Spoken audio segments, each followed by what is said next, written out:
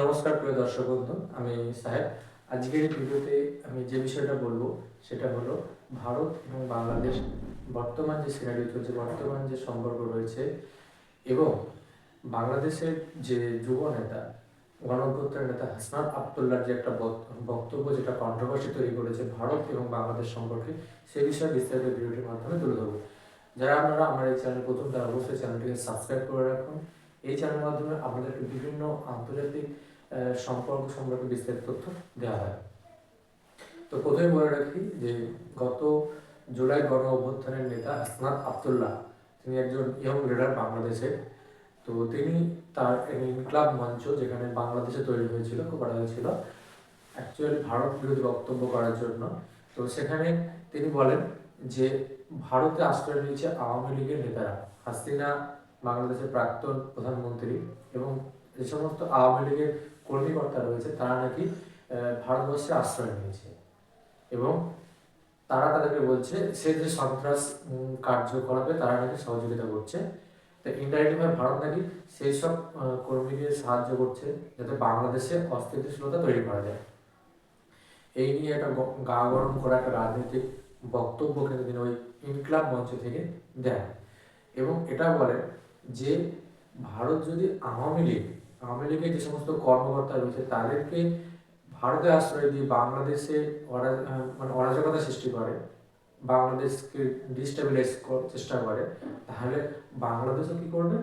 যে সেভেন সিস্টার্সে অনেক বিচ্ছিন্ন গোষ্ঠী রয়েছে যারা অনেক সময় বিভিন্ন রকম সন্ত্রাসমূলক কার্যকলাপ করে, তারা নাকি বাংলাদেশ তাদেরকে সাহায্য করবে বা বাংলাদেশ তাদেরকে আশ্রয় দেবে, যাতে মানে ইনডাইরেক্টলি বা ডাইরেক্টলি বলছে যে সেভেন সিস্টার্সকে হুমকি দিচ্ছে, সেভেন সিস্টার্সকে নিয়ে ভারত থেকে আলাদা করতে হবে।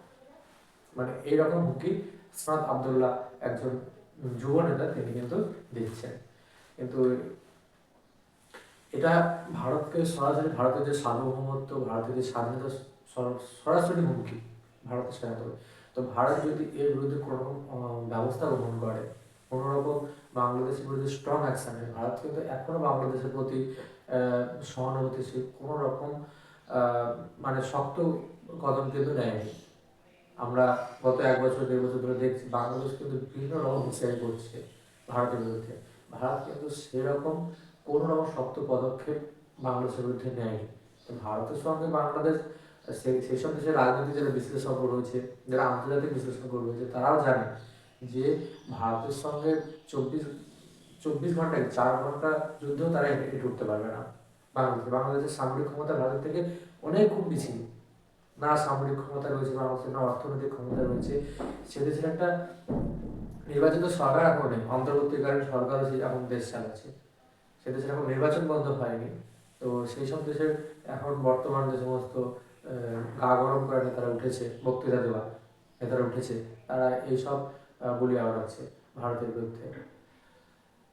আবার সম্প্রতি একটা খবর এসছে যে ভারতের যে হাই কমিশনার রয়েছে তাকে নাকি ডেকে পাঠিয়েছে ঢাকা, মানে বাংলাদেশে যে ভারতের যে হাই কমিশনার রয়েছে তাকে ডেকে পাঠিয়েছে ঢাকা। তো সেখানে তাদের কাছে জবাব চাওয়া হয়েছে। বাংলাদেশ মনে করে যে বাংলাদেশের অনেক যারা সন্ত্রাস সৃষ্টি করে তারা ভারতে আশ্রয় নিয়েছে, এই নিয়ে তারা নাকি ভারতের হাই কমিশনারকে তলব করেছে। এর এর বক্তব্য ভারত ডিপ্লোমেটিকলি দেবে, সেটা অবশ্যই খবরে আসবে। তো বাংলাদেশ যে আগে যে ভারতের পিছনে লাগছে গত 1-1.5 বছর ধরে, সেটা স্পষ্ট। তো এই ছিল সিনারিও। বর্তমানে ভারত সরকার বাংলাদেশের বিরুদ্ধে কোনো রকম স্ট্রং অ্যাকশন নেয় কিনা সেটা এখন দেখার বিষয়।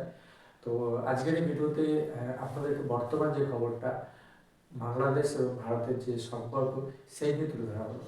তো বিভিন্ন রকম খবর পেতে আপনারা অবশ্যই আমার এই চ্যানেলটি সাবস্ক্রাইব করবেন। এই চ্যানেলটা এখনও ছোট একটা চ্যানেল। আমি চাই চ্যানেলটাকে আরও আন্তর্জাতিক যে সমস্ত খবর রয়েছে সেইগুলো ভারতের সঙ্গে বেশ করে সেগুলো তুলে ধরতে। তো অবশ্যই আপনারা আমার এই চ্যানেলটি সাবস্ক্রাইব করবেন। তো নমস্কার প্রিয় দর্শক।